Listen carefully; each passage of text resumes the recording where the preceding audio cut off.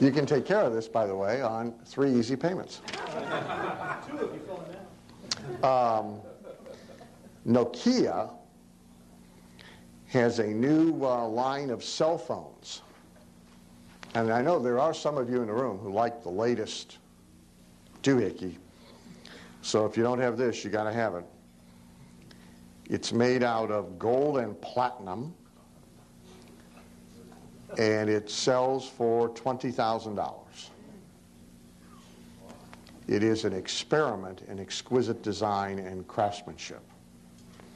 Oh, it's also large, because obviously you don't want to have a $20,000 phone and have somebody not see it.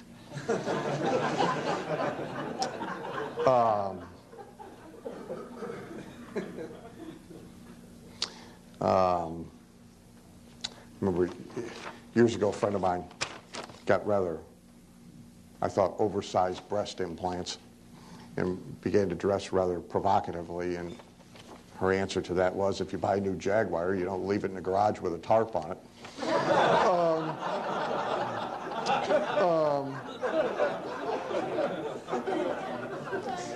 Anyway, this oversized phone, here's how they explain this. There's a size to proportion balance that has a calming effect. Yeah, $20,000 phone. I had a client that sold a $3,000 coffee pot. I mean, that's even better than a $1,700 vacuum cleaner. There's plenty of money. And by the way, everybody, including everybody in here, has some kind of interest on which they spend dumb money. They spend silly amounts of money. Every single person on the planet does. You can play golf. Dumb money. Well, first of all, golf only exists because of marriage. Okay? No, there would be no golf. It had to have been invented. It was invented in Scotland, right? The guys had to be married. This is a conversation of, we can't get out of the house. How are we going to get out of the house? We'll invent this game. Okay? And we'll make it look so stupid, they'll actually feel sorry for us playing it. So we won't use a straight stick. We'll have a doofusy-looking bent stick. Okay? We'll make the game about hitting on a little ball into a little hole, but let's put the hole like 400 yards away. That'll be good. Okay? We'll make it a long walk. I mean, seriously, the only reason golf exists is because 4 guys can't figure out how to get out of the house with a better excuse than this. And if they all go to their wives and say, we're going to go hang out for 4 hours in a bar and tell our dirty jokes to each other, the wives say, no, you're not. But they say, we're going to go play golf. Oh, well, all right, go play golf. So golf was invented because of marriage. But, I mean, if you play golf, think of the dumb money you spend.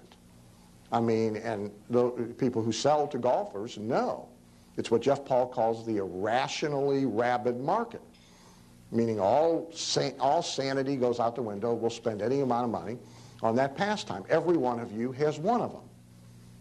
Might be boats, might be airplanes, might be raising Vietnamese potbelly pigs, might be racehorses, might be whatever it is, but we all got something we spend dumb money on. Any amount. Doesn't make any difference, right? Everybody's got at least one. Some people have like multiples. All right? And everybody's got one. Even poor people got them. Even poor people got them. Now, it's proportionate spending, but even poor people got it. My brother's got no money, but he's got one of the most expensive pool tables you can buy. He's got a handmade, scientifically bioengineered, computer designed, imported from somewhere, personal cue stick. He's got a car that none of you would get in. But he's got a cue stick. The cue stick's worth more than the car. Right? Doesn't bother him. Pool is his thing.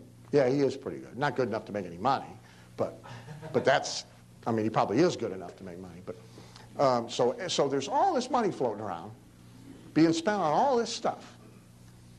And then people get tight about, oh, I'm a little queasy about closing this guy on $1,700 worth of fire alarms.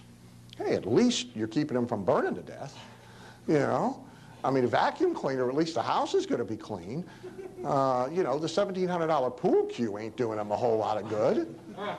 I mean, so there's all this money floating around, and yet people are all kind of tight.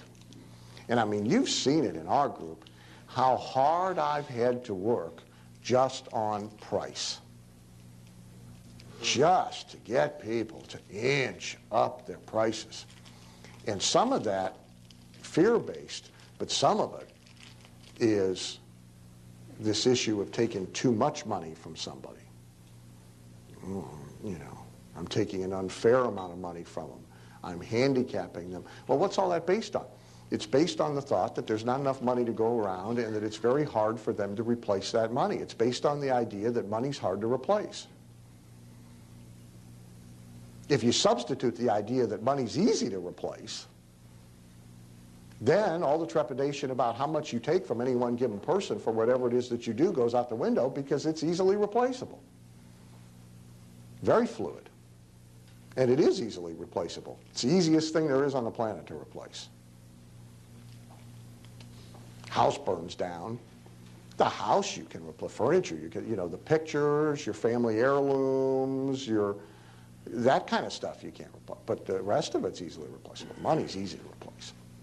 But people think it's hard to replace, and everything they do is then kind of governed by that conditioning.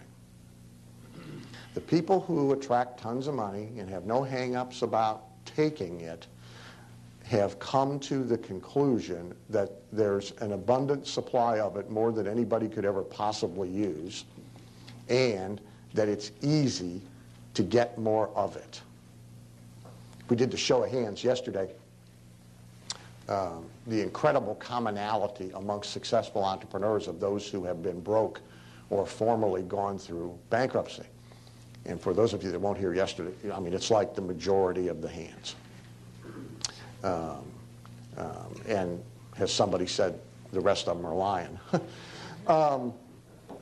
But I believe the reason that is because it's that whole experience is a major step in discovering how easy it is to replace it. Because at the time you think it's terminal, at the time you think it's fatal, because you think money's hard to replace. And then when you recover, realization begins to dawn. So the first big impediment to getting money is the idea that there are limits to it, that it's a zero-sum game, that it's hard to replace, that you harm somebody by taking their hard-to-replace